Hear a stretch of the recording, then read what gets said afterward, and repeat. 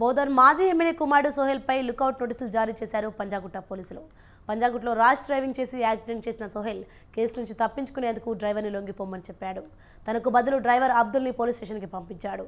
ప్రమాదం తర్వాత సోహెల్ నేరుగా ముంబై, అక్కడి నుంచి దుబాయ్ పారిపోయినట్లు పోలీసులు గుర్తించారు. దీంతో పంజాగుట్ట పోలీసులు సోహెల్ కోసం లుకౌట్ నోటీసులు జారీ చేశారు. దుబాయ్లో ఉన్న సోహెల్ని రప్పించేందుకు ప్రయత్నాలు ప్రారంభించారు.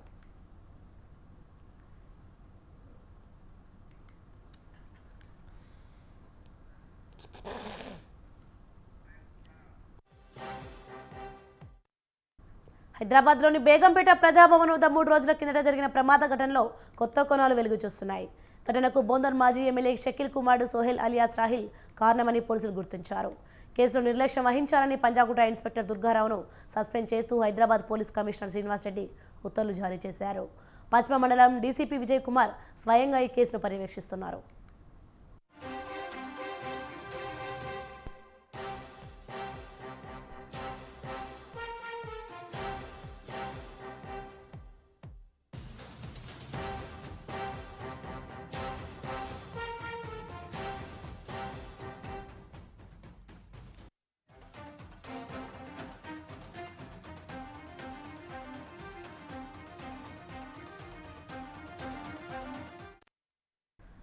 ఈ నెల 23న అర్ధరాత్రి దాటాక ముగ్గురు యువతులను కారులో ఎక్కించుకొని బోధన్ మాజీ ఎమ్మెల్యే షకీల్ తనయుడు సాహిల్ అతివేగంతో కారు నడుపుతూ ప్రజాభవన్ వద్ద ట్రాఫిక్ బారికేడ్లను బలంగా ఢీకొట్టాడు. అక్కడ విధుల్లో ఉన్న ట్రాఫిక్ సిబ్బంది పంజాగుట్ట పోలీసులకు సమాచారం ఇచ్చారు. కారు సహా ప్రధాన నిందితుడు సోహెల్ ముగ్గురు యువతులను పోలీస్ స్టేషన్లో అప్పగించారు.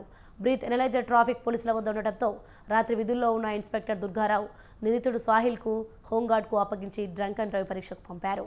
ఈ సమయంలోనే అతను తప్పించుకొని పారిపోయాడు.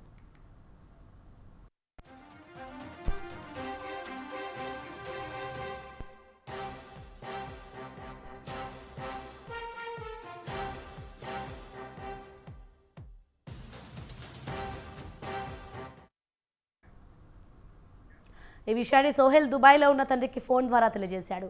షకీల్ సూచనతో అనుచరులు సోహెల్ను తప్పించి వారి పని మనిషి అబ్దుల్ ఆసిఫ్ను పంజాగుట్ట పోలీస్ స్టేషన్కు తీసుకెళ్లారు. తానే కారు నడిపినట్లు అతడితో చెప్పించారు.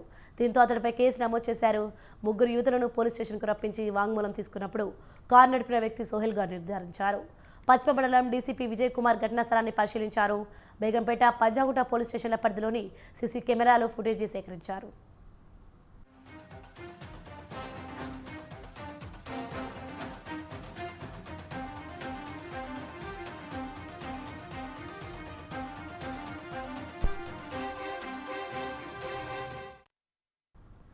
బారికేడ్లను ఢీకొన్న ఘటనలో మాజీ ఎమ్మెల్యే షకీల్ కుమారుడు సోహెలే ప్రధాన నిందితుడని డీసీపీ విజయ్ కుమార్ చెప్పారు.